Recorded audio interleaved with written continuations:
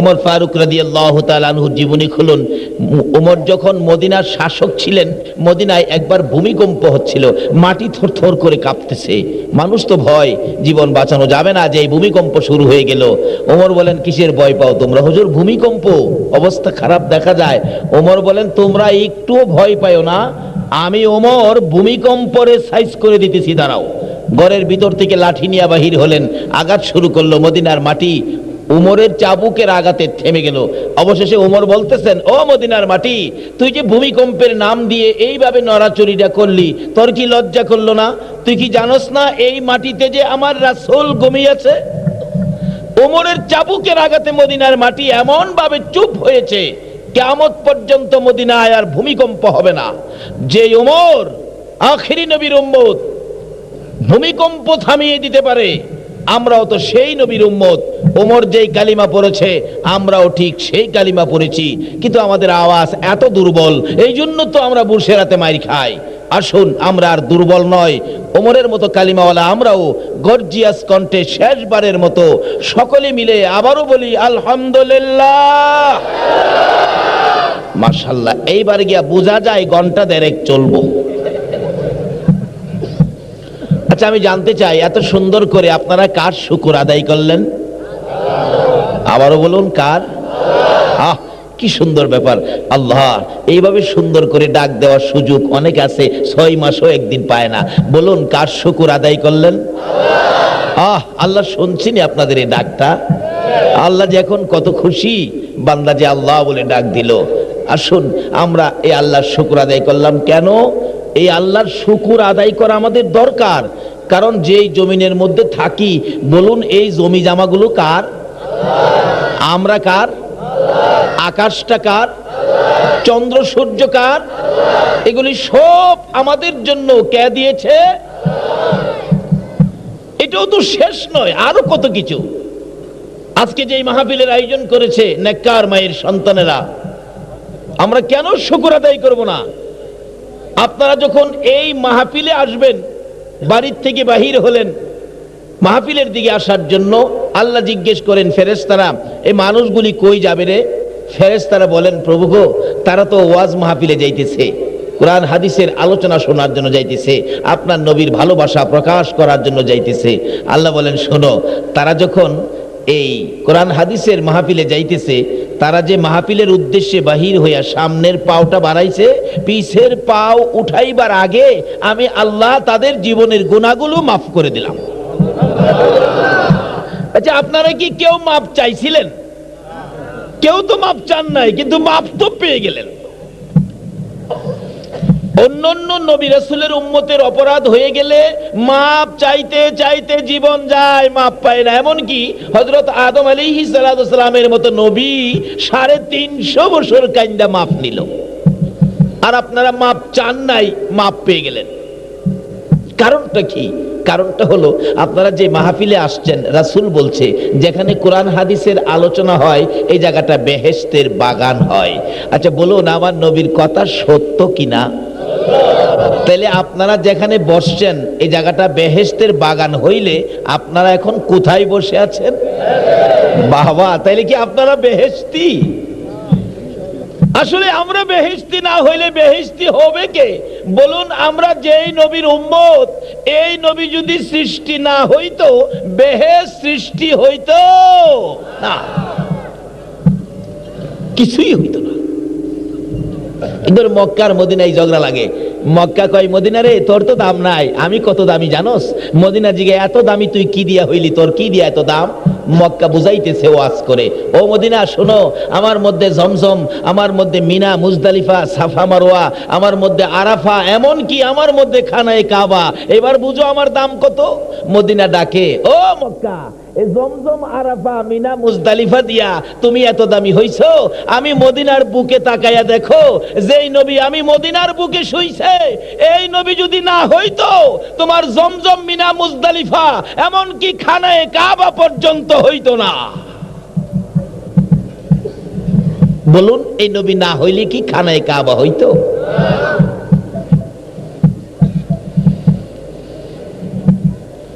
আজকে সেই নবীর উম্মত আমরা, সেই নবী বলেছেন এটা বেহেশতের বাগান।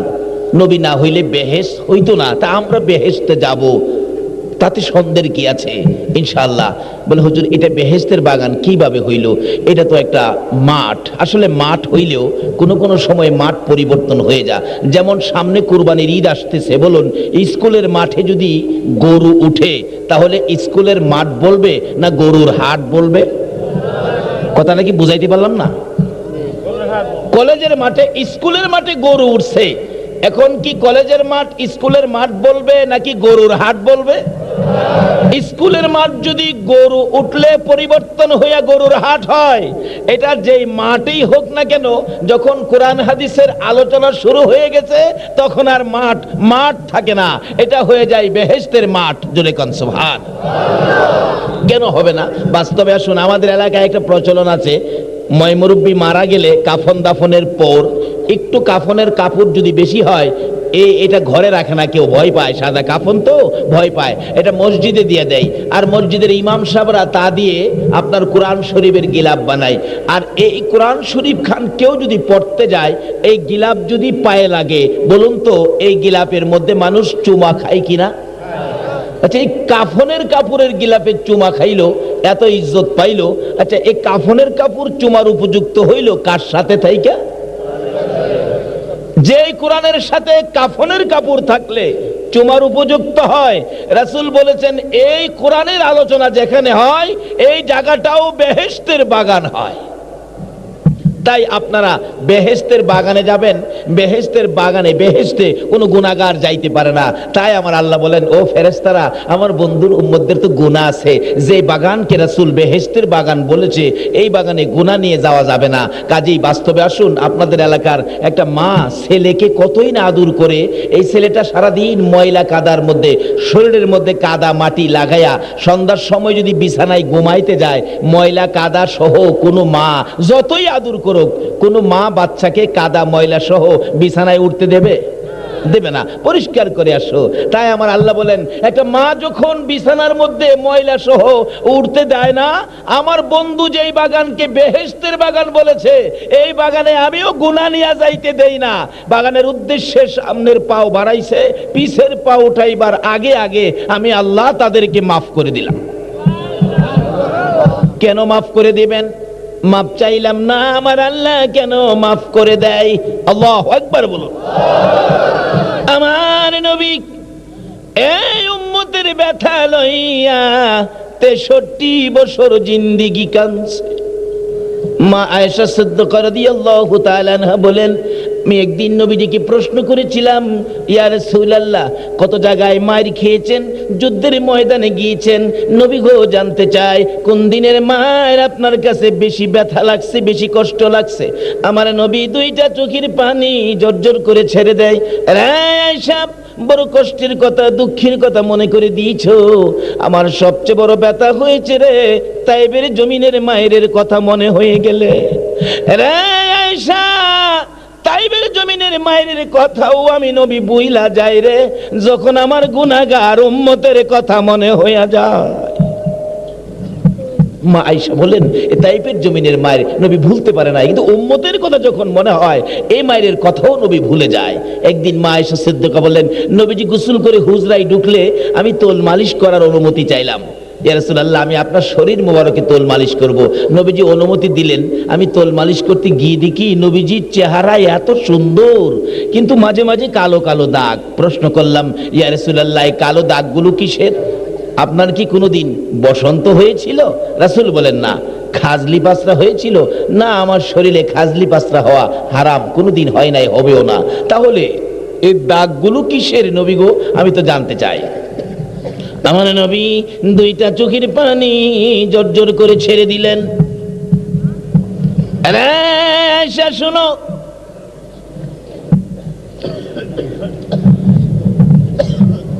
এটা বসন্তের দাগ নয় রে আয়েশা, খাজলি পাসরার দাগ নয়, এটা তাইবের জমিনের যুবকদের পাথরের আঘাতের দাগ।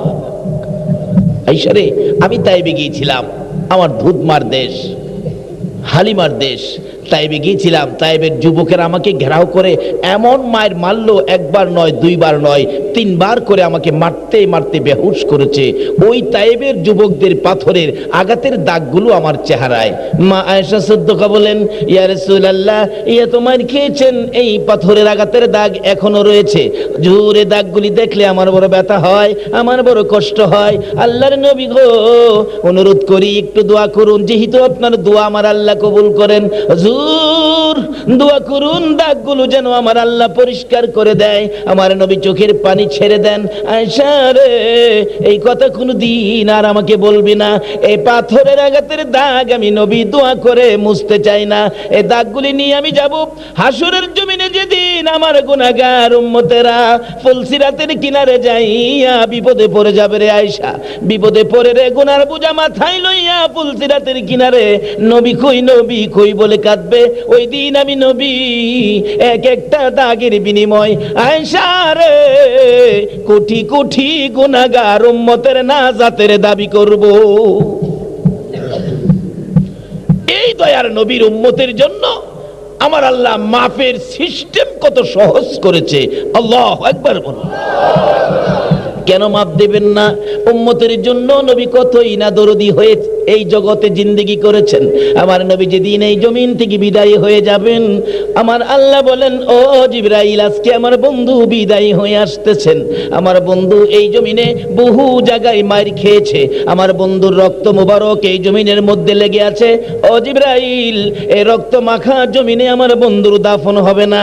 আমার বন্ধুর কাছে খবর পৌঁছে দে, আমার বন্ধুর দেহ মুবারক আমি আল্লাহর আরশের ডান পাশে দাফন করব। জিবরাইল বলেন, প্রভু গো, এই প্রস্তাবে তো আপনার বন্ধু খুব খুশি হবে, কারণ এই প্রস্তাব তো খুদ নবী রাসূলের জন্য করেন নাই।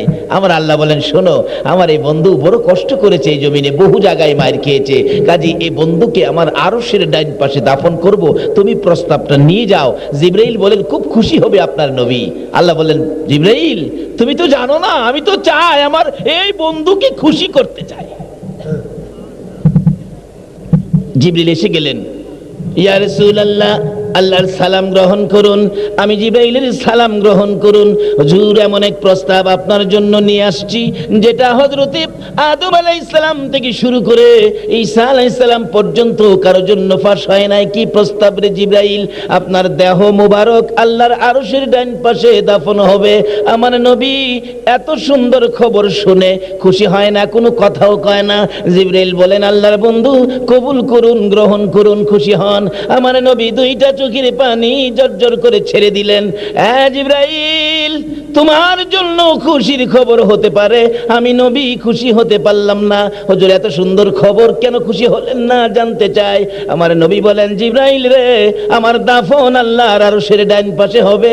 আর একটা খবর বাকি রাখলি, আমারে শোনাইলি না, আমার গুনাহগার উম্মতের দাফন কই হবে? জিবরাইল বলেন, ইয়া রাসূলুল্লাহ, আপনার উম্মতের দাফন এই জমিনের মধ্যেই হবে। আমার নবীর কান্না আরো বেড়ে গেছে। আরে জিবরাইল, আমার উম্মতরা এই জমিনে থাকলে আমি নবী কেমনে আরশে পড়ে থাকবো? আমি যে উম্মতের দরদি নবী। জিবরাইল রে, আমার পক্ষ থেকে একটা প্রস্তাব আমার প্রভুর দরবারে তুলে ধরো। আমার উম্মতেরা যদি এই জমিনে থাকি রে, আমি আরশে যাব না, আমি আমার উম্মতের পাশে এই জমিনে থাকবো। বলুন, উম্মতের মায়ায় নবী এই জমিনে আছে কিনা? কোথায় শুয়ে আছে বলুন? আরো জোরে বলুন, কোথায়? চলুন না একটু মদিনার থেকে আসি। ছেড়ে দে নৌ, নবী মদিনাতে আছে শুইয়া, গুনাহগার উম্মতের মায়া। মদিনাতে আছে শুইয়া, গুনাহগার উম্মতের মায়া। সেই নবীরই প্রেমে সবাই পাগল হও না, সেই নবীরই প্রেমে সবাই পাগল হও না। ছেড়ে দে নৌকা মাঝি যাব মদিনা, ছেড়ে দে নৌকা মাঝি। আল্লাহ নামের বর্ষা করি, সারলাম নবীর প্রেমের তরি। আল্লাহ নামের বর্ষা করি, সাল্লাম নবীর প্রেমের তরি, দয়াল নবীর রওজাখানি আমায় দেখাও না, দয়াল নবীর রওজাখানি আমায় দেখাও না, ছেড়ে দে নৌকা মাঝি যাব মদিনা, ছেড়ে দে নৌকা মাঝি মদিনাতে কান্দে নবী উম্মতের মায়া, মদিনাতে কান্দে নবী উম্মতের মায়া, ছেড়ে দে নৌকা মাঝি যাব মদিনা, ছেড়ে দে নৌকা মাঝি। জিবরাইল বলেন নবী গো, এত সুন্দর প্রস্তাব, আরো সে যাবেন না, এই জমিনেই থাকবেন। নবী এই জমিনে থাকতেছে কার মায়ায় বলুন তো? সকলে বলতে হবে কার মায়ায়? এই নবীকে মায়া করা আমাদের দরকার আছে কিনা? এই নবীর মায়া ব্যতীত মাথায় টুপি কোনো লাভ, এই নবীর মায়া ব্যতীত মুখে দাড়ি কোনো লাভ, এই নবীর মায়া ব্যতীত মাথায় পাগড়ি কোনো লাভ। বাবারে আসুন রাস্তাগুলো পরিষ্কার করি। এই রাস্তায় না আসা পর্যন্ত আল্লাহ রাব্বুল আলামিনের কোন বাজেট আপনারা পাইতে পারেন না। আল্লাহর সকল বাজেটগুলি পাওয়ার জন্য রাস্তা হলো নবী মুহাম্মদুর রাসূলুল্লাহ। নবী মদিনায় শুয়ে আছে উম্মতের ব্যথায়। জিবরাইল বলেন নবী গো, মদিনায় থাকলেন, আপনি শুয়ে থাকলেন, আচ্ছা এতে কি হবে, লাভ হবে কি? আমার নবী মনের কথাগুলো জিবরাইলকে বুঝাইতেছেন। ও জিবরাইল, দুনিয়ায় দেখবি বাচ্চাওয়ালা মা, বাচ্চা যখন মায়ের কাছে থাকে মা শান্তি লাগে, আরামে ঘুমায়। আচ্ছা একটা ছোট্ট বাচ্চা মার কাছ থেকে রাত্রে যদি দূরে নিয়ে যায়, দাদি নিয়ে যায়, দাদা নিয়ে যায়, মা দেখবেন ঘুমের ঘরে বারবার বাচ্চার জন্য হাত দেয়। এই বাচ্চাটা যদি কাছে না পায়, 1 বছরের বাচ্চা, বলুন সারা রাত মার কি ঠিক মতো ঘুম হবে? একটু পর পর মা দেখবেন তসনস করে উঠবে, আমার বাচ্চা কই, আবার মনে সান্ত্বনা দেবে নিজেকে নিজে যে আমার বাচ্চা তো তার দাদির কাছে বা দাদার কাছে। কিন্তু সকালবেলা দেখবেন আশপড়শি ঘরের মহিলাদের কাছে দুঃখটা বলতে থাকবেন, রাত্রটা আমার ঘুম হয় নাই, কারণ 1 বছরের বাচ্চাটা দাদি নিয়ে গেছে। কও এই বাচ্চা কাছে না থাকলে কি মা ঘুমাইতে পারে? আমার সারা রাত ঘুম হয় নাই। আমার নবী বলেন জিবরাইল রে, বাচ্চা কাছে থাকলে মা যেমন শান্তি পায়, বাচ্চা কাছে থাকলে মা যেমন ঘুম হয়, জিবরাইল আমি নবী উম্মতের কাছে না থাকলে আমি নবী শান্তি পাই না। জিবরাইল শুধু তাই নয়, দুনিয়ার জমিনে দেখেছি মুরগি যখন বাচ্চা ফুটায়, আল্লাহু আকবার বলুন। জিবরাইল রে, কেন আমি আর সে যাব না? শোনো, মুরগি যখন বাচ্চা ফোটায়, বাচ্চা নিয়ে সমাজে ঘোরাঘুরি করে, বাচ্চার উপর যদি কোনো বিপদ দেখা দেয় রে জিবরাইল, চিলকাক উড়াল মারে আকাশে, মা মুরগিটা 2টা পাখা এইভাবে বাড়াইয়া বাচ্চাদেরকে ডাকতে থাকে। বাচ্চাগুলো বিপদ থেকে বাঁচার জন্য মায়ের পাখার নিচে আশ্রয় নেয়। মা মুরগিটা জিবরাইল রে বাচ্চাগুলো বুকে লইয়া আমি দেখেছি বড় শান্তিতে বসে থাকে। আমি নবীর মন চাই রে জিবরাইল, আমি মদিনার মাটিতে শুয়ে থাকবো, আমার তামাম পৃথিবীর উম্মতের যদি কোনো বিপদ দেখা দেয়, আমার মন চায় 2টা হাত উম্মতের জন্য বাড়াইয়া দিতে। মুরগি যেমন বাচ্চাগুলো পাখার নিচে লইয়া শান্তিতে বসে থাকে, আমি নবীর মন চাই উম্মত গুলো আমার হাতের মধ্যে ঢুকাইয়া শান্তিতে শুয়ে থাকি। আমার আল্লাহ বলেন বন্ধু গো, এই উম্মতের জন্য এইভাবে সোনার মদিনায় শুয়ে থাকবা, আর সে আসবে না, উম্মতের মায়া ছাড়তে পারলা না। যাও, আমি কথা দিলাম যে উম্মতের জন্য তোমার এত মায়া গো বন্ধু, আমি আল্লাহ কথা দিলাম তোমার উম্মতের একটু সুযোগ যদি পাই মাপ চাইতে হবে না, একটু সুযোগ পাইলে আমি আল্লাহ তোমার উম্মতের মাফ করে দেব। তাই মাপ পাওয়ার জন্য চাইতে হবে না, মাপ পাওয়ার জন্য আজকের মাহফিলটা হলো বিশেষ সুযোগ। কে সেই মাহফিলের আয়োজক? কারা মাহফিলের আয়োজন করেছেন? আপনাদের পকেটের টাকার আয়োজনে আজকে হাজার হাজার মানুষ মাপ পাওয়ার রাস্তা পেয়ে গেলেন। আসুন, এই মাহফিলের আরো কত বরকত আমাদের জন্য বাজেট, তাই আসুন সামনে বাড়ি মহব্বতে আর একটু দরুদ শরীফ পড়ুন। আমি কোরআন শরীফ থেকে, হাদিস শরীফ থেকে যা তেলাওয়াত করেছি সরাসরি আলোচনায় ঢুকে যাব।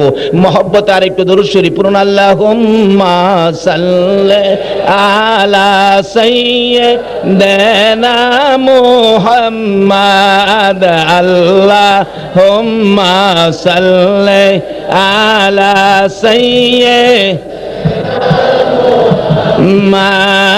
নাবিয়ানা শাফ মাওলানা মুহাম্মাদ, নাবিয়ানা শাফ মাওলানা।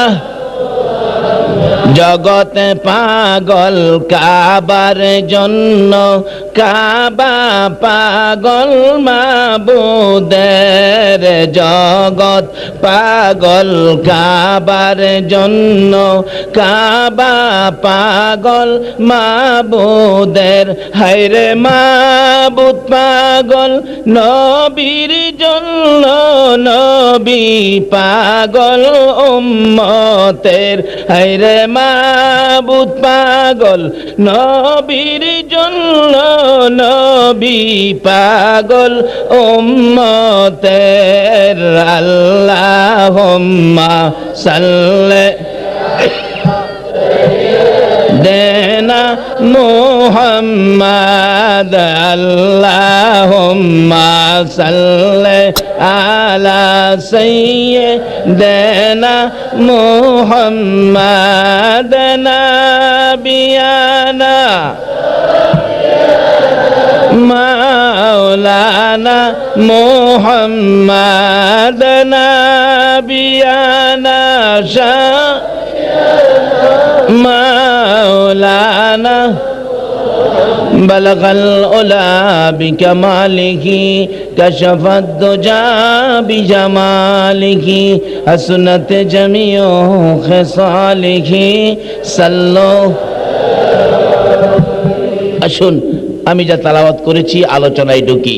রাত্র তো শেষ, শেষ রাত্রে সময় দিতে আপনাদের কোনো কষ্ট আছে? কারণ শেষ রাত ঘুমের রাত, ঘুমের সময়। না ঘুমায় আপনারা আল্লাহ আল্লাহ রাসূলকে খুশি করার জন্য বসে আছেন। হাদিস শরীফে আসছে, 3 কিসিমের মানুষের জন্য জাহান্নামের আগুন হারাম হয়ে যায়। এক কিসিমের মানুষ হলো আল্লাহ আল্লাহ রাসূলকে খুশি করার জন্য যেই চোখে ঘুম দেয় নাই, এই চোখের জন্য জাহান্নামের আগুন হারাম। ওই চোখের জন্য জাহান্নামের আগুন হারাম যারা আল্লাহর ভয়ে আযাব গজব থেকে বাঁচার জন্য চোখ থেকে 2 ফোঁটা পানি বের হয়ে গেছে, এই চোখের জন্য জাহান্নামের আগুন হারাম। ওই চোখের জন্য জাহান্নামের আগুন হারাম। যেই জিনিস এই চোখকে দেখা হারাম, এই হারাম থেকে চোখটাকে যারা বাঁচাইয়া রাখলো, এই চোখের জন্য জাহান্নামের আগুন হারাম। কাজী আমরা এমন এক পর্যায়ে বসেছি, আমাদের জন্য জাহান্নামের আগুন হারাম হতে যাচ্ছে। তাই আমরা একটু সময় কষ্ট করব, হাসরের ময়দানে এই মাহফিলটা নিয়ে উঠব।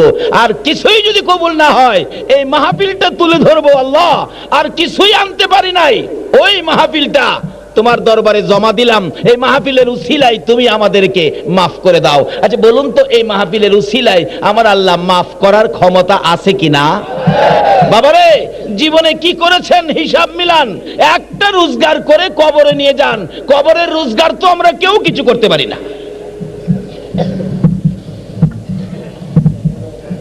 টাকাওয়ালা হইলাম, বাড়িওয়ালা হইলাম, ট্রলারওয়ালা হইলাম, দোকানওয়ালা হইলাম, মার্কেটওয়ালা হইলাম, কিন্তু কবরে নেওয়ার জন্য আপনি কি রোজগার করেছেন?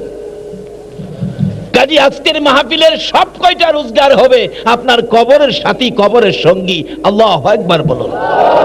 আচ্ছা বলুন তো, কবরে কি আপনার কেউ যাবে? এমন কোন দরদি আছে যে কবরে নিবেন? এ কথাই তো আলেম ওলামারা বলে। এক মাওলানা সাহেব তার বড় ভাইকে খুব বুঝাইতেছে, বড় ভাই জমি জমা করলেন, ব্যবসা বাণিজ্য করলেন, মার্কেট করলেন, কত কিছু করলেন, কিন্তু আপনি নিজের জন্য কি করলেন? নিজের জন্য কি করলেন? আপনি যেদিন কবরে যাবেন, বলুন আপনার সাথে কি নিবেন? বড় ভাইকে, তুই আসস তোর কবর লইয়া,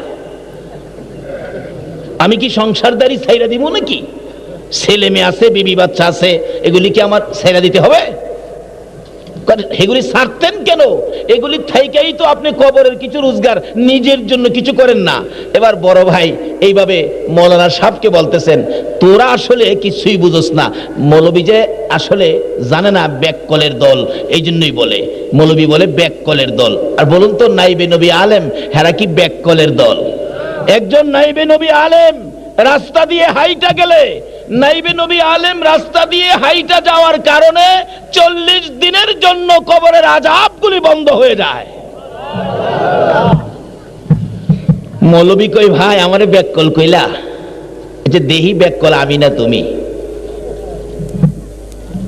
আমি যে বললাম তোমার জন্য তুমি কিছুই করো নাই, তুমি আমারে ব্যাককল কইলা, ঠিক আছে। একদিন এক সিস্টেমে গেলেন, দুই ভাই মিলে নাইল্লা কাটতেছে শুকনা জমির মধ্যে।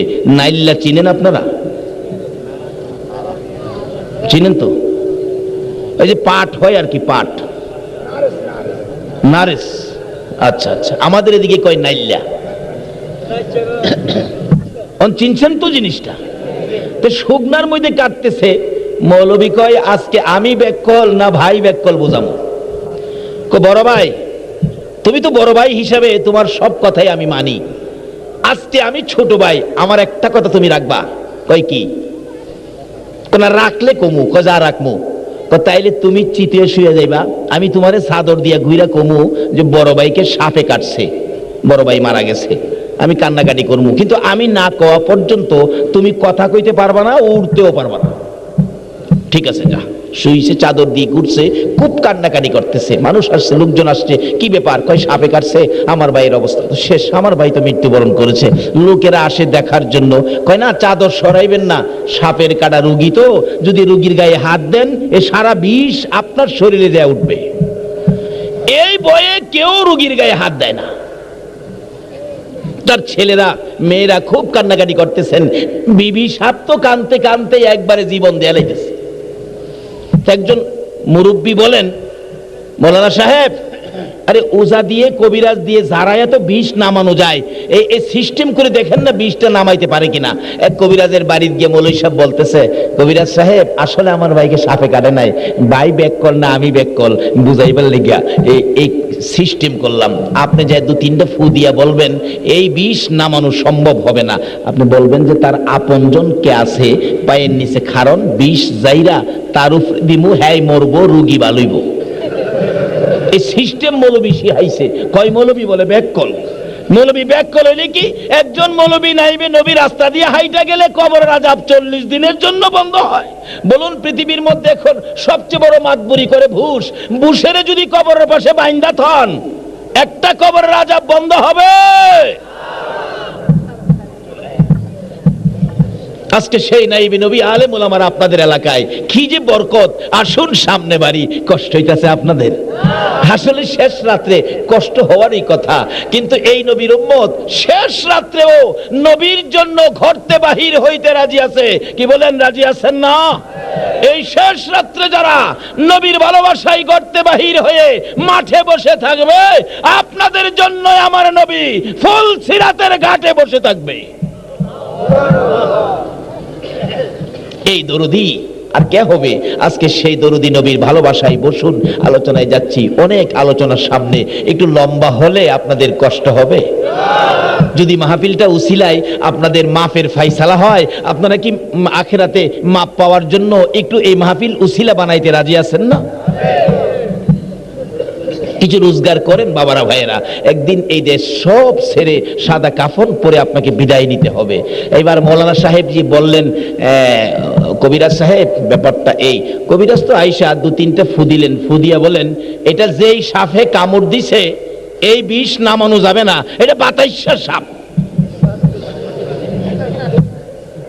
তো মানুষ তো চারদিক দাঁড়ায় রয়েছে, হাজার হাজার মানুষ, তার আপনজন ছেলে মেয়েরা কান্নাকাটি করতেছে।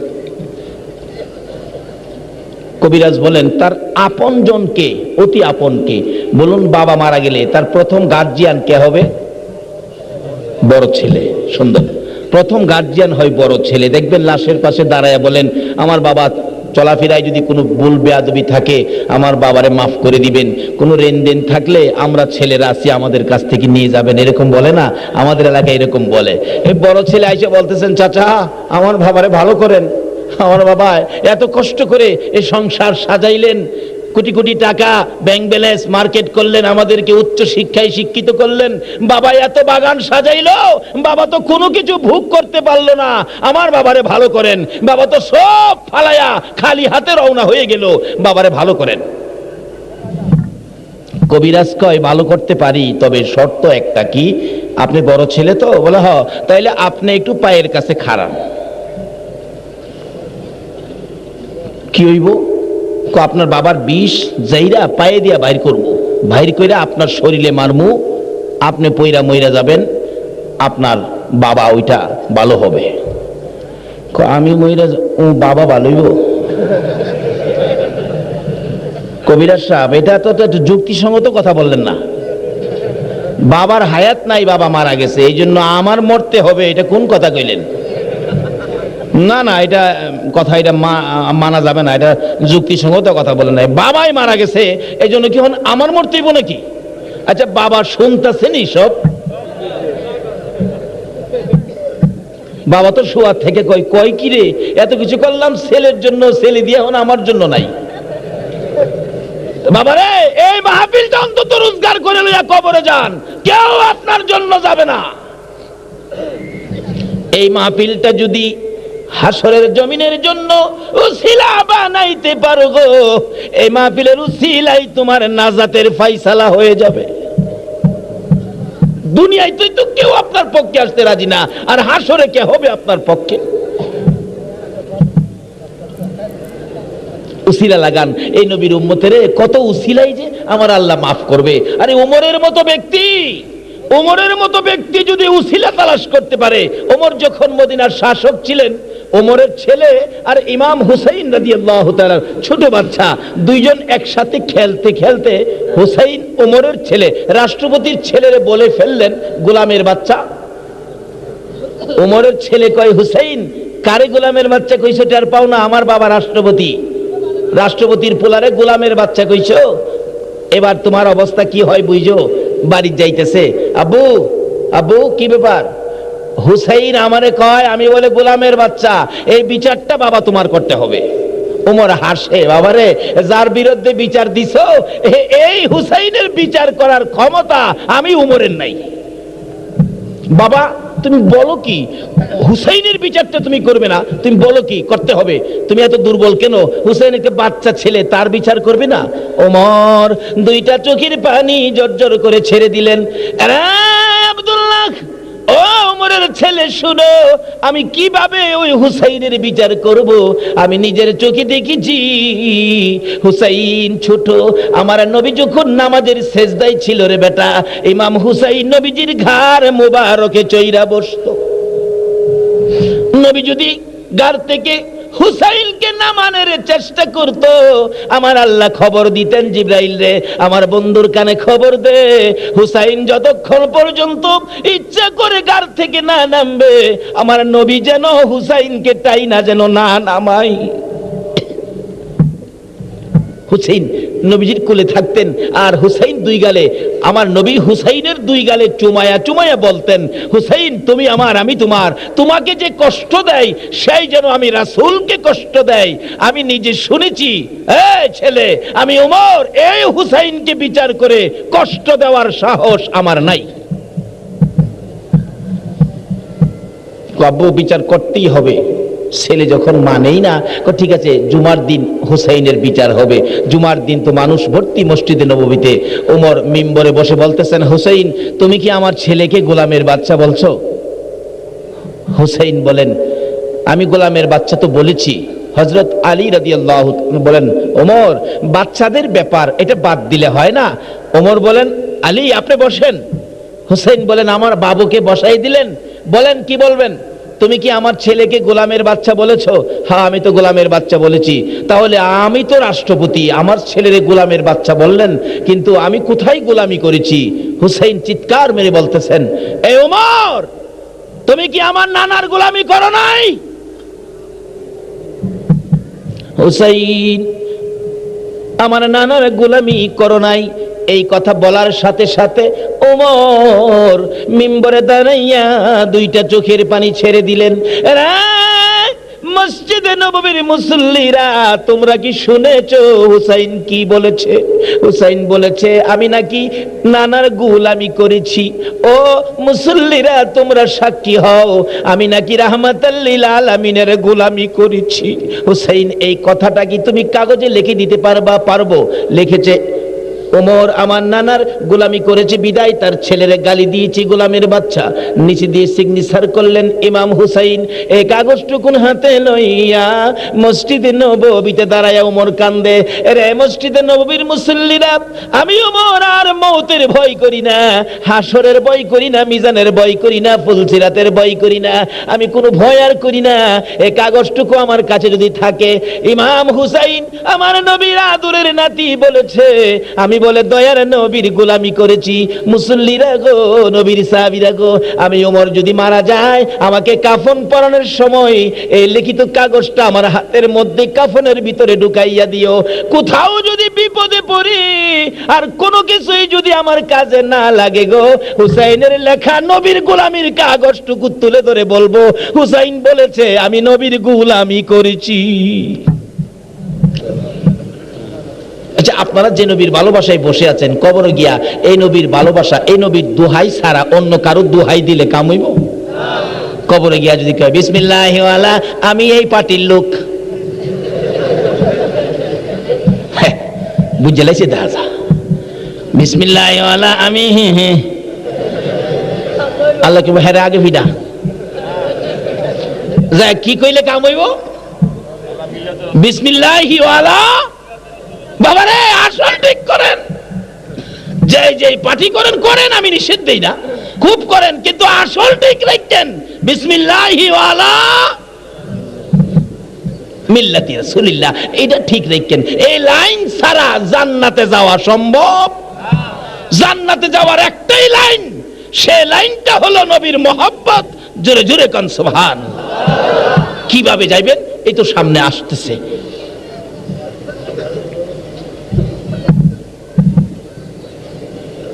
এবার ডাকতেছে, হুজুর আমার নিতেন না, ছোট দেখা শক্তি কিন্তু আমার বেশি, এই বুদ্ধিটা কে দিছে? নবীজি কয় কি, হুজুর বিশ্বাস না করলে বড় ভাইয়ের লোক আমার কুস্তি লাগা দেন। বড় ভাই কয় কি কস তুই? ভাই মাপ চাই, তুই কথা কইস না, তোর তো নাম লেখছে নিবই, কিন্তু আমার নিবার লেগে এনে কইতেছি, তুই কথা কইস না, নিবার লেগে কইতেছি। আর তোর সাথে তো আমি পারতাম না বড় ভাই, এটা কইতাছি এনে, তোর সাথে আমি পারুম? তুই আমার আগে দুনিয়াতে আইছস, আরে আলু খাইলেও তো তুই আমার চেয়ে 20 গুণ বেশি খাইছস, তোর লগে আমি পারুম? কত তুই কইতাছস কি? যুদ্ধে যাইবার লেগে কইতাছি। দেখেন নবীর জন্য কত ভালোবাসা, একটা বাচ্চা আছে। আচ্ছা, সাহাবীরাকে হুজুর লাগাই দেন, তোমরা লাগো। ডাইকে বড় ভাইরে পিছিয়ে নিচে পর্দার আড়ালে, ভাই তুই যদি ইবনতি স্বীকার করস আমি যুদ্ধে যাইতে রুম, তোর লগে আমি পারতাম না। আচ্ছা ঠিক আছে যা। দুই ভাইরে কুস্তি লাগাই দিছে, বড় ভাই নিচে বেড়ে গেছে, ছোট ভাই উপরে বেড়ে। ইয়া রাসূলুল্লাহ, আল্লাহ নবী গো কইছিলাম না, দেখছেন? সাহাবীরাকে হুজুর আবার লাগাই, আবার লাগাইছে। লাগাইবার আগে ছোট ভাই কো ভাই চাইস কোন কাম করস? কয় না আগের কাম ওই চিন্তা করিস না। এইভাবে 3 বার লাগাইছে, কিতাব লেখি 3 ভাই, ছোট ভাই উপরে, বড় ভাই নিচে। হুজুর কইছিলাম না? রাসূল বলেন ঠিক আছে, আইনতে তো এখন তোমারে নিতে হয়। দেখছেন নবীরে কত ভালোবাসে, জীবন দেওয়া লাগবে, যুদ্ধে গিয়ে মৃত্যুবরণ হতে পারে, এরপরও এই নবীর ভালোবাসায় শুধু রাত্র না জীবন দিতে প্রস্তুত ছিল। কিন্তু নবীর আশেকের আদাত আল্লাহ পাক পুরা করে নবীর পক্ষে কবুল করলেন, আর এদিকটা নবীর দুশ্মনের আদাত বাকি, কন্ত পুরা হইব?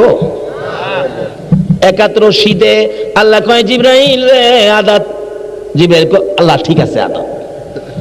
2 হাত রশি দেওয়া হলো, 2 হাত রশি, আদাত পুরা হয় না। দিতে দিতে কিতাব লেখে 70 গজ রশি, 140 হাত রশি দেওয়ার পরেও নবীর দুশমন আবু জাহেলের আদাত আর পুরা হয় না।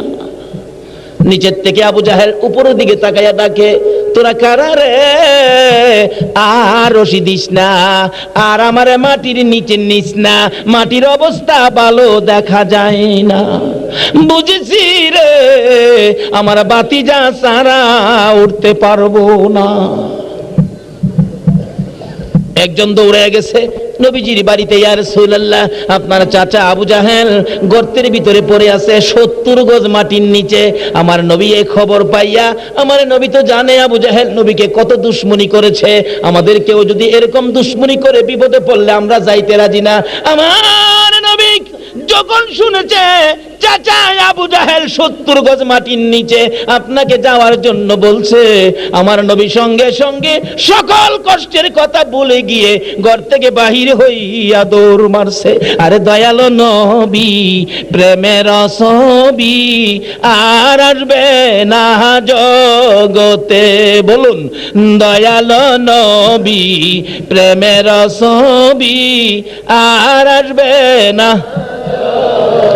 হাসর দিনে উম্মত বিনে, হাসর দিনে উম্মত বিনে যাবে না নবীজি বেহেশতে। দয়ালো নবী, প্রেমের ছবি আর আসবে না জগতে। আমার দয়ালো নবী, প্রেমের ছবি আর আসবে না। 63 সাল জিন্দিগি কাছে বলে উম্মতি, 63 সাল জিন্দিগি কাছে বলে উম্মতি, এখনো কান্দে শুয়ে মদিনাতে নবী, এখনো কান্দে শুয়ে মদিনাতে। দয়ালো নবী, প্রেমের ছবি আর আসবে না জগতে।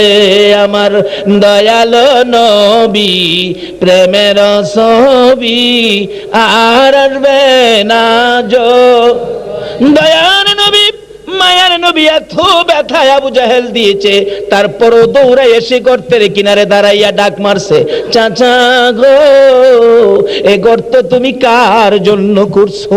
নিজের থেকে আবু জাহেল জবাব দেন, ভাতিজা বাবা আইসো? ও চাচা আইসি, আমারে উঠাও। চাচা আমি যখন আসছি তোমারে উঠাবো, আমি জানতে চাই গর্ত তুমি কার জন্য করছো? আবু জাহেল বলেন, ভাতিজা এখন আর মিথ্যা বলে লাভ নাই, কারণ মিথ্যা বললে এখন আর উপায় থাকবে না। বাবারে, এই গর্ত তো আমি তোমার জন্য করছিলাম। আমার নবী দুইটা চোখের পানি ছেড়ে দিয়ে কান্দে, চাচা চাচা গো, তুমি না জানো গো, আমার মা নাই, আমার বাবা নাই। চাচা আমার মা নাই, বাবা নাই, আমি এতিম, নবীকে কষ্ট দেওয়ার জন্য এত বড় গর্ত আমার জন্য কেন করলা? তোমার কি মায়া নাই, তোমার কি দয়া নাই? চাচা রে, ভুল হয়ে গেছে রে বাবা, আর জীবনে গর্ত করবো না, আমারে উঠাও। চাচা তোমারে উঠাবো, কালিমাটা পড়ো। এবার আবু জাহেল কয়, উপরে উঠলে কালিমাটা পড়বো, আমার নবীকে নিচে পড়লে উপরে উঠাবো। আবু জাহেল কয়, বাবা কথা দিলাম উপরে উইটা পড়বো। আমার নবী নিচের দিকে হাত বাড়াইলেন, আল্লাহ বলেন, ও জিবরাইল, আমার বন্ধু যখন হাত বাড়াইছে রে, আজকে আর বাকি থাকতে পারবে না। নবীজি নিচে হাত দিলে 140 হাত নিচে আবু জাহেল। নবী ডাকে, চাচা উপরে হাত দেন। উপরে হাত বাড়াইলে আমার নবী রাহমাতুল লিল আলামিনের হাতের সাথে হাত মিলে গেছে। জোরে জোরে কান সুবহানাল্লাহ। আমার নবী টান দিয়ে উঠাইলে আবু জাহেল বলেন, ভাতিজা এত বড় জাদুগির তুমি আগে জানি না। নাউজুবিল্লাহ, আসতে কইলেন। আচ্ছা হ্যারে ফাইলে আপনারা বাড়িতে নিয়ে খাওয়াইবেন না হ্যারে ভিডাইবেন? আচ্ছা এই আবু জাহিল্লারে ভিডাইবার লেগে আপনারা কে কে রাজি আছেন? একটু হাত তুলে দেখেন তো। মাশাআল্লাহ মাশাআল্লাহ, হাত নামাইন। অন্যান্য মাহফিলে হাত তুলে খাতির বেহাগিরা রাখে। আচ্ছা এখানে মাশাআল্লাহ সোজা হয়েছে, আবার হাত তুলেন কে কে ভিডাইবেন হ্যারে?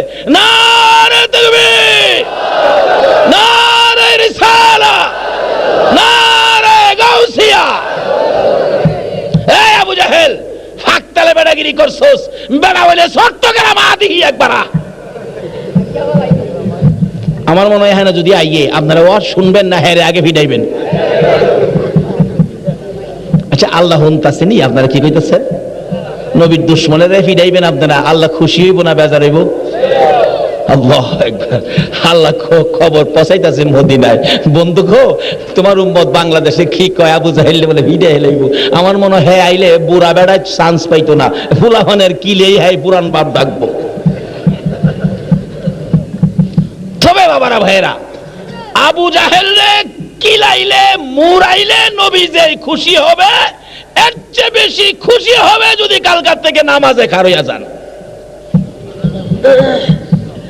কারণ ইবাদতের জন্য বানাইছে। আসুন নবীর লইয়া আমরা ইবাদতে যাই। বলতেছিলাম নবীর ভালোবাসা ছাড়া জান্নাত মিলে না। একটা মহিলা হইয়া হযরতে সুমাইয়া, খেয়াল আছে নি কথাটা? হযরতে সুমাইয়া বলেন, রে আবু জাহেল, বল আমারে কি বলবি, আমারে কি শাস্তি দিবি? জীবন নিতে পারো, আমি রাহমাতাল লিল আলামিন ছাড়তে পারি না। অসহায় গরিব মানুষ হযরতে সুমাইয়ার মা, হযরতে আম্মারের মা সুমাইয়া রাদিয়াল্লাহু তাআলা আনহা সুমাইয়াকে ডেকে আনে মরুভূমির পরিষ্কার জায়গার মধ্যে দাঁড় করাইয়া, কেন আমার নবীকে ভালোবাসে, কেন নবীর পক্ষে যায়। সুমাইয়ার সমস্ত শরীরের কাপড়গুলো, ওই মহিলা সুমাইয়ার কাপড়গুলো আবু জাহেল টাইনা টাইনা খুলে একেবারে উলঙ্গ করে ফেলেছে। সুমাইয়া লজ্জায় চক্ষু দুইটা বন্ধ করে দুইটা হাত বুকের উপর দিয়ে চোখের পানি ছাড়তেছে। আবু জাহেল ডাকে, রে মক্কার যুবকেরা, দেখা যা সুমাইয়া মহিলাকে উলঙ্গ করেছি, আয় তোরা কে কে দেখবি। সুমাইয়া ডাকে, মাবুদ, তোমার বন্ধুর পাগলিনী সুমাইয়াকে উলঙ্গ করে। আবু জাহেল মক্কার যুবকদেরকে ডাকে দেখার জন্য, কিন্তু আবু জাহেল তোমাকে তো একবারও ডাক দিল না। আমি সুমাইয়া তোমাকে দাওয়াত দিলাম, তোমার বন্ধুর পাগলিনী সুমাইয়াকে তুমি একবার দেখা যাও না গো আল্লাহ। আমার আল্লাহ কয়, সুমাইয়া রে, আমি তোর দাওয়াত কবুল করলাম রে সুমাইয়া। আবু জাহেল বলেন, আল্লাহকে ডাক দিছো, দাওয়াত দিছো দেখার জন্য, দেখি তোমার আল্লাহ কেমন দেখে। নিষ্ঠুর পাষাণ আবু জাহেল দৌড়াইয়া ঘরের ভিতরে যাইয়া একটা বড় বল্লম নিয়ে আসলেন। উলঙ্গ সুমাইয়া দাঁড়িয়ে আছে, চোখ দুইটা বন্ধ।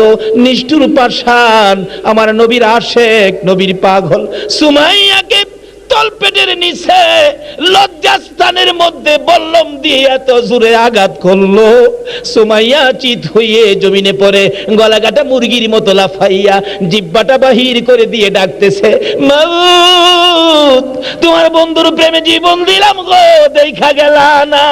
আমার আল্লাহ বলেন, জিবরাইল রে, আমার বন্ধুর পাগলিনী সুমাইয়া জীবন দিতে যাচ্ছে, আমাকে ডাকে দেখার জন্য। আমার বন্ধুর পাগল হইয়া সুমাইয়া জীবন দেয়, আমি আল্লাহ কেমনে খালি হাতে যাইব রে? আল্লাহু আকবার। আমার বন্ধুর পাগলিনী সুমাইয়া বন্ধুর পাগল হইয়া আবু জাহেলের হাতে জীবন দিতে যাচ্ছে, আমি আল্লাহ কেমনে খালি হাতে দেখতে যাব?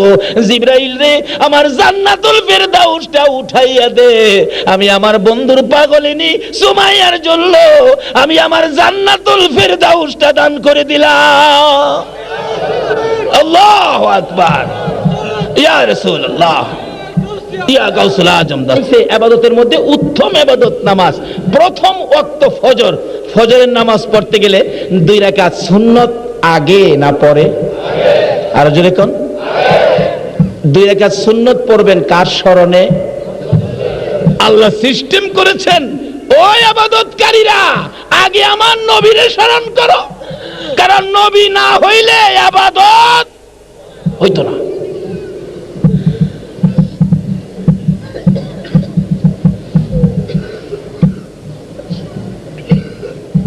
দুই সুন্নত নবীর স্মরণে। এই নবী যেই ইবাদতের কথা বলবে, বলুন এই ইবাদতের দাম বাড়বনি? তাই নবী বলছে, জান্নাতে তো যাইতেন, এই নবী দেখেন কি কইছে, আসসালাতু মিফতাহুল জান্নাহ। আল্লাহু আকবার। উম্মতেরা রে, নামাজ হইল বেহেশতের চাবি। বলুন নামাজ কিসের চাবি? আল্লাহ যেই নবীরে দিয়া বুঝাইতেছে ইবাদতের জন্য, প্রথম শুরু নবী, ইবাদতের দরজা হলো নবী, নবী ছাড়া কোনো ইবাদত কবুল হবে না। ইবাদতের দরজা নবী। এই নবী যদি কয় নামাজ বেহেশতের চাবি, তাইলে এই নামাজটার মূল্য কত হবে? এই নবীর এই কথাটা মানলে বলুন আমরা বেহেশত পাবো কি না? কিভাবে পাবেন আসুন শেষ দিকে চলে গেলাম। আমার নবীর একজন সাহাবী ছিলেন, অত্যন্ত গরিব সাহাবী, যার নাম হলো হযরতে আব্দুল্লাহ আনসারী।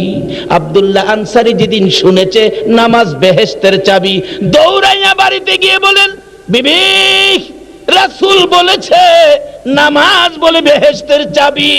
আমরা তো ওয়াজ শুনি, ওয়াজের মাঠে বাড়িতে নেই না, বিবির কাছে কই না। নবীর সাহাবী আব্দুল্লাহ আনসারী যখন শুনেছে নবীর মুখ থেকে নামাজ বেহেশতের চাবি, দৌড়াইয়া বাড়িতে যাইয়া বিবিকে বলেছে, বিবি গো আমার রাসূল বলেছে নামাজ বেহেশতের চাবি, বলো আজকাল থেকে বেহেশতের চাবি রোজগার করবানি।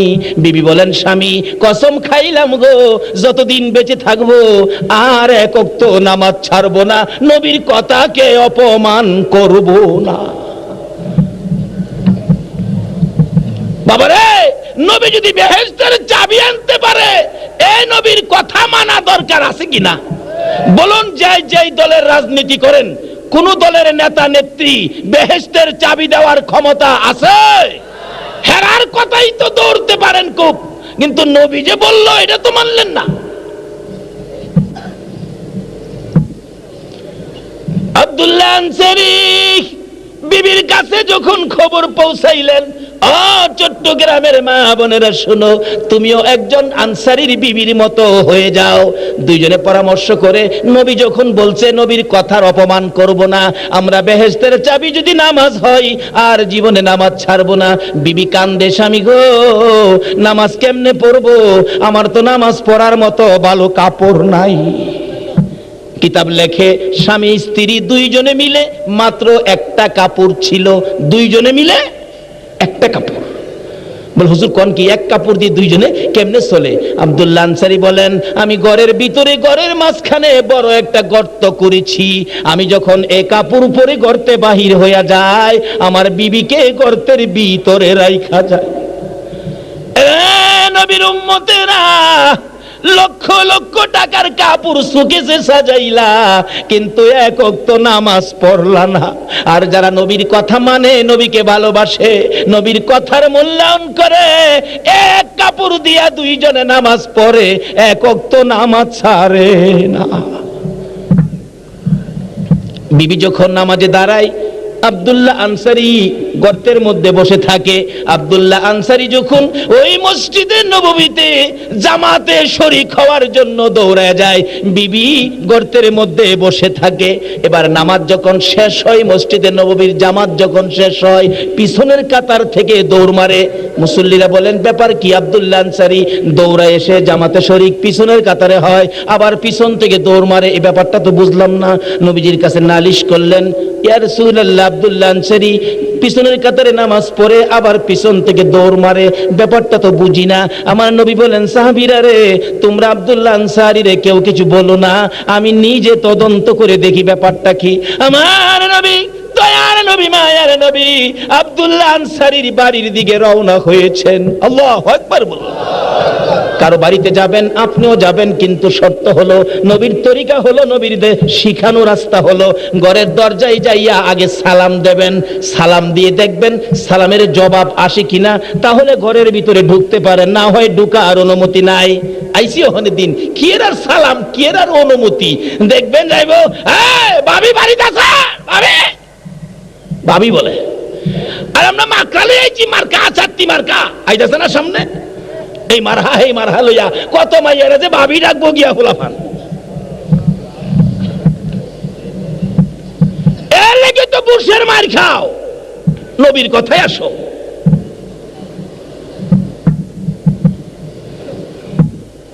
আমাদের চট্টগ্রামে আসলে একটা গজল শুনলাম, খুব ভালো লাগে। এটা কার হাতের লেখা আমি জানি না। এই যে গজলটা গায়, ভালো যদি বাসতে হয় নবীকে বাসুন, কয় না কয় না, ভালো যদি বাসতে হয়, একেবারে সত্য কথা, 100% সত্য। এই পৃথিবীতে যদি ভালোবাসতে হয়, ভালোবাসার পার্সন হলো নবী মুহাম্মদুর রাসূলুল্লাহ। ভালোবাসার প্রমাণ, ভালোবাসার অর্থ দেখুন না, এক কাপড় দিয়ে দুইজনে নামাজ পড়ে, নামাজ ছাড়ে না। আমার নবী চলে গেলেন, প্রথম সালাম দিলেন আব্দুল্লাহ আনসারীর ঘরের দরজায়, আসসালামু আলাইকুম, জবাব নাই। আসসালামু আলাইকুম, জবাব নাই। আসসালামু আলাইকুম, তিনবার সালাম দিবেন। যদি তিনবার সালামের মধ্যে ঘরের ভিতর থেকে সালামের জবাব না আসে, মনে করবেন ঘরে কেউ নাই, এই ঘরে ঢুকার অনুমতি নাই, তাইলে নবীরে পাইবেন না। তিনবারের পরে যদি জবাব না পান, ফিরে আসবেন, তাহলে বিপদে নবীরে পাবেন, আর না হয়তো নবীরে পাবেন না। নবীজি এই তরিকা আমাদের কাছে রাখার জন্য তিনবার সালাম দিয়ে ফিরে আসলেন, জবাব পাইলেন না। আব্দুল্লাহ আনসারী পিছন থেকে দৌড়ে আসছে, কে গো এত মায়ার সুরে সালাম দিতেছে? দৌড়ে এসে দেখে আমার নবী যাইতেছে গা, পিছন দিয়া দৌড়ে যায়, পাওগুলি একটু ভারী ভারী করে ফালাইতেছেন। নবী যেন আওয়াজ শুনে পিছনে তাকায়, কারণ নবীকে ডাক দিয়ে বেয়াদবি করবে না। আওয়াজটা শুনে আমার নবী পিছনে তাকাইছে, তাকায়া দেখে আব্দুল্লাহ আনসারী হাজির। আব্দুল্লাহ আনসারী বলেন, ওয়ালাইকুম সালাম। নবী গো, বেয়াদবি মাফ করবেন, আমি তো পিছনে ছিলাম। এর আব্দুল্লাহ আনসারী, তোমার বাড়িতে আসলাম। হুজুর, কেন, কি ব্যাপার? আমার ভাগ্য ভালো আপনি আমার বাড়িতে আসছেন। এরে আব্দুল্লাহ আনসারী, তুমি নাকি নামাজ পড়তে যাও পিছনের কাতারে? জি হুজুর। আবার নামাজ শেষ করে নাকি দৌড়াইয়া চলে আসো? আব্দুল্লাহ আনসারী দুইটা চোখের পানি জর্জর করে ছেড়ে দিছে।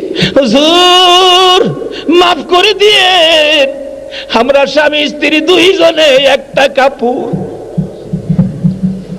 যেদিন আপনি নবী বলেছেন নামাজ বেহেশতের চাবি, ওই দিন থেকে আমরা দুজনে এক কাপড় দিয়া নামাজ পড়ি গো আল্লাহর নবী, আমরা কোনোদিন নামাজ ছাড়ি না।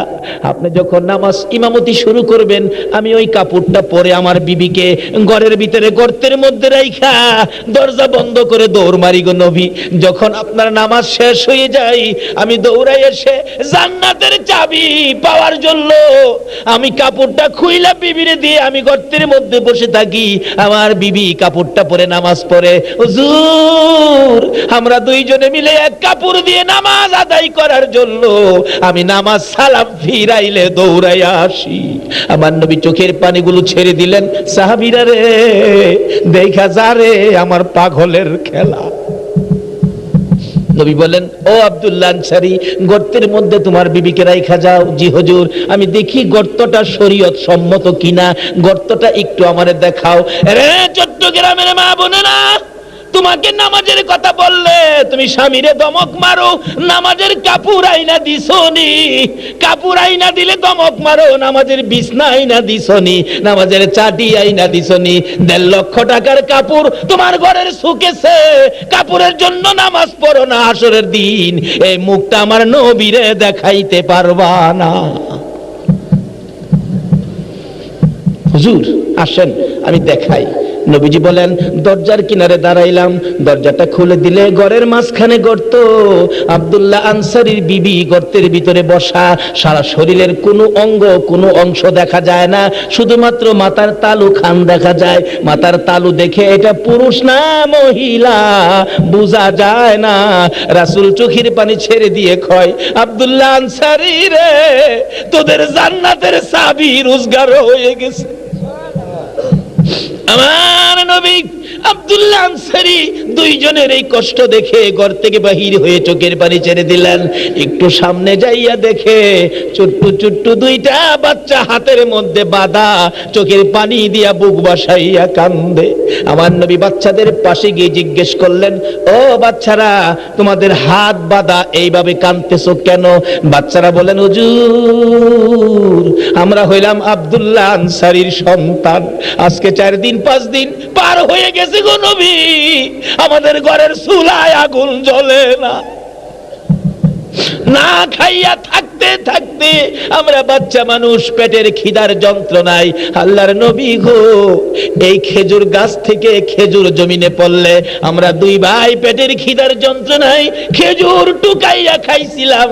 খেজুর গাছের মালিকটা হলো ইহুদি, এই মালিক আমরারে গালাগালি করার কারণে আমরার বাবা আমরার 2টা হাত বাইদা রাখছে। আমার নবী আরো দুঃখে দুঃখিত হয়ে গেলেন, একটা দৌড় মারলেন, মসজিদে নববীর বারিন্দায় দাঁড়াইয়া কান্দে, ও সাহাবীরা তোমরা কে কোথায় আছো, আমি নবীর চোখের পানিগুলো মুইসা দিবানি। হযরত উমর তরবারি লিয়া দাঁড়াইয়া গেছে, হুজুর আমি উমরের সামনে আপনি কাঁদবেন, আমি সহ্য করতে পারি না, বলুন আপনার চোখের পানি কার দেওয়ার ব্যথায় বেরিয়ে গেছে, আমি তাকে দুখণ্ডিত করে দিব, চোখের পানি মুছবো। আমার নবী বলেন, উমর রে আজকের চোখের পানি তরবারি দিয়ে মুছা যাবে না। হযরত আবু বকর দৌড়ায় এসে সামনে দাঁড়াইলেন, ইয়া রাসূলুল্লাহ কথা দিলাম আমি আবু বকর জীবনের বিনিময় হইলই আপনার চোখের পানি মুছবো। আমার নবী বলেন, আরে আবু বকর আজকের চোখের পানি জীবনের বিনিময় মুছা যাবে না। হযরতে উসমান গনি রাদিয়াল্লাহু তাআলা সামনে দাঁড়াইলেন, ইয়া রাসূলুল্লাহ আমি উসমান গনি হাজির হয়েছি, নবী গো বলুন না কিসের বিনিময়ে আপনার চোখের পানি মুছতে পারি। রে দনীরা তোমরা কারা গো এই মাহফিলের আয়োজন করেছো, তোমরা যেন আমার নবীর চোখের পানি মুছে দিয়েছো। যারা যাদের টাকায় কোরআন হাদিসের মজমা বসেছে, নবীর আলোচনা শোনার ব্যবস্থা হয়েছে, আমার নবী মদিনার জমিন থেকে তোমার জন্য খুশি হয়ে গেছে। আল্লাহু আকবার বলো। যাদের টাকায় এই মাহফিল আয়োজন হয়েছে, আমার নবী তোমাদের প্রতি খুশি হয়ে গেছে। বলুন নবী খুশি হইলে আমার আল্লাহ খুশি হবে কিনা? বাবারা টাকা পয়সার মালিক হয়েছেন, এটা কবরে রোজগার করেন। উসমান গনি রোজগার করে কবরের, রোজগার করে হাসরের, রোজগার করে মিজানের। এবার আব্দুল্লাহ আনসারী এক কাপড় দিয়ে দুইজনে মিলে নামাজ আদায় করে। নবী যখন বলেছে জান্নাতের চাবি নামাজ, এই জান্নাতের চাবি ছাড়তে রাজি না, এক কাপড় দিয়ে শুরু করে রোজগার শুরু করে দিলেন। এবার নবী বলেন, বাচ্চা দুইটার কান্না দেখে আমি সহ্য করতে পারি না, এত কষ্ট করো গো সাহাবী, আমি কি করব তোমাদের জন্য। মসজিদের নববীতে দাঁড়াইলে উসমান গনি ডাকতেছে, ইয়া রাসূলুল্লাহ আর কাঁদতে হবে না, বলুন আপনি কেন কান্দেন, আমি উসমান গনি এসে গেছি। আমার নবী উসমানের গলায় ধরে কান্দে, উসমান রে তুমি তো ধনী হয়েছ রে উসমান, উসমান তুমি তো ধনী, তুমি পারবে না আমার চোখের পানি মুছে দিতে। হুজুর বলেন কিভাবে আপনার চোখের পানি মুছবো? ও উসমান গনি, আমার আব্দুল্লাহ আনসারীর সাহাবীর বাড়িতে যাইয়া দেখো, ইহুদির দুইটা খেজুরের গাছ, একটা খেজুরের গাছ, ওই খেজুরের গাছ থেকে খেজুর পড়ে গেলে আব্দুল্লাহ আনসারীর দুইটা শিশু বাচ্চা, একেবারে শিশু বাচ্চা দুইটা বলে, 3 দিন 4 দিন না খাইয়া রে উসমান গনি পেটের খিদায় দুইটা খেজুর টুকায়া খাওয়ার অপরাধে ওই ইহুদি গালাগালি করেছে বিদায়। দুইটা বাচ্চার বাবা আব্দুল্লাহ আনসারী এত ছোট্ট দুইটা বাচ্চার হাত বাইধা রাখছে রে, চোখের পানি দিয়া বুক বাসাইতেছে, আমি তো পারলাম না দুইটা হাত খুলে দিতে, সেই ব্যথাই কান্দি। আমার চোখের পানি যদি মুছতে চাও গো উসমান গনি, ওই খেজুরের গাছটা আমি রাসূলকে কিনা দিবানি, তাইলে আমি খুশি হব। আজকে কারা আয়োজন করেছো? আমার নবী মদিনায় শুইয়া কান্দে,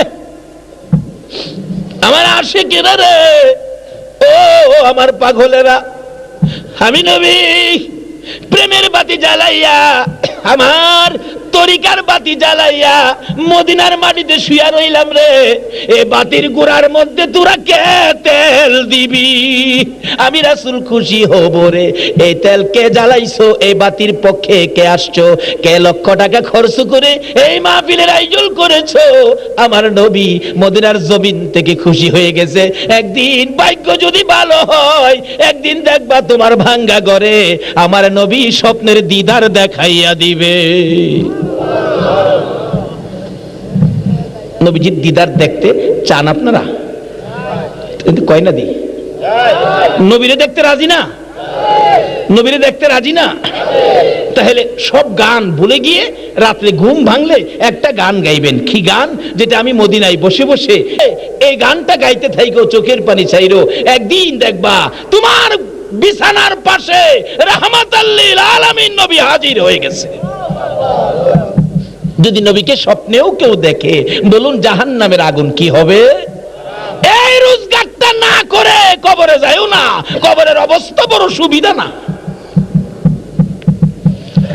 বলতেছিলাম নবীর আশিক পাগল আবু বকর নবীকে খুশি করার জন্য একটা দৌড় মারছে, ইহুদির বাড়ির সামনে হাজির। ইহুদি বাড়িতে আছো? জি। আরে আবু বকর, আপনি ধনী মানুষ, আপনি কি ব্যাপার? ইহুদি রে, অন্য ব্যাপার নয়, রাসূল খুশি করতে আসছি। বলো কি কি ব্যাপার বলো, তোমার খেজুরের গাছটা বিক্রি করবে কিনা? হাও উসমান, এই গাছ বিক্রি করব, এটা তো আমার বাড়ির ভিতরের গাছ, এটা তো বিক্রি করার দরকার নাই। উসমান গনি দুইটা চোখের পানি ছেড়ে দিছেন। ইহুদি দে, এই গাছটা দে, আমি রাসূল খুশি করব। তুই এর বিনিময় যত কিছু চাবি রে ইহুদি, আমি উসমান গনি ততই তোরে দিয়ে দিব, কিন্তু এই গাছটা আমার কাছে বিক্রি করে দে। ইহুদি কয়, যা চাই তা দিবেন? ঘরের ভিতরে গেছে, বিবির সাথে পরামর্শ করে। আপনিও বিবির সাথে পরামর্শ করবেন, নবীজিও বিবির সাথে পরামর্শ করতেন, এটা সুন্নাতে রাসূল, বিবির সাথে পরামর্শ করে কাজ করবেন। আবার যেই বিবি বাপ মার বিরুদ্ধে কথা কয়, এই বিবির লগে না।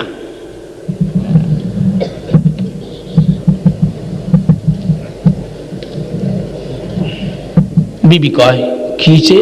একটা খেজুর গাছ দিলে আমরা যা চাই তা উসমান গনি দিয়ে দিব। কি করবো? কই এক গাছের বিনিময় যা চাই তা দিব।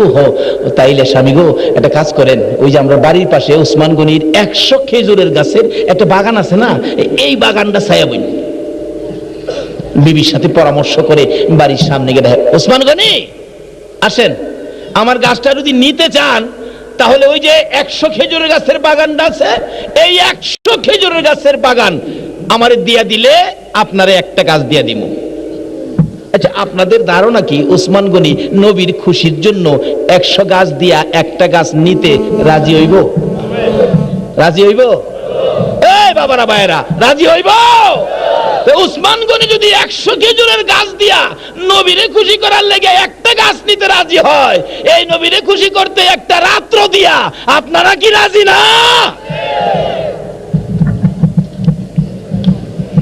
আসুন, রাজি হইছেন, আল্লাহ কবুল করুক। আমি আর বেশি সময় সামনে যাইতেছি না, 10-15 মিনিট সময় দিতে রাজি আছেন না?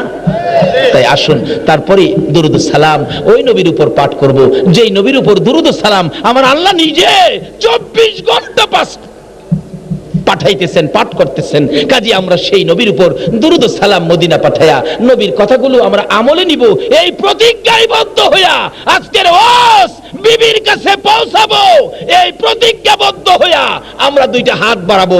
নিশ্চয়ই আল্লাহ আমাদের দোয়া কবুল করবেন, নিশ্চয়ই কবুল করবেন। উসমান গনি বলেন, দিলাম তোমাকে 100 খেজুরের গাছের দলিল, একটার দলিল দাও। হাতে নিলেন। উসমান গনি দুইটা চোখের পানি জর্জর করে ছেড়ে দিয়ে কান্দে, ইহুদি রে, 100 খেজুরের গাছের বিনিময় একটা খেজুরের গাছ দিয়ে দিলে, আজকে যদি 100 খেজুরের গাছের বিনিময় এই একটা গাছ আমার না দিতি রে ইহুদি, আমি উসমান গনির সকল সম্পত্তি যদি চাইতি রে, নবী খুশি করার জন্য আমি উসমানের সকল সম্পত্তির বিনিময় একটা খেজুর গাছ আমি খরিদ করে নিতাম। নবীর ভালোবাসায় সব দিয়ে একটা খেজুর গাছ নিতে রাজি উসমান গনি রাদিয়াল্লাহু তাআলা আনহু। একটা গাছের দলিল লইয়া আমার নবীর সামনে মসজিদে নববীর বারিন্দায় চোখের পানি ছেড়ে দিলেন। ইয়া রাসূলুল্লাহ, এই যে লন, এই খেজুর গাছের দলিল আপনার হাতে দিলাম।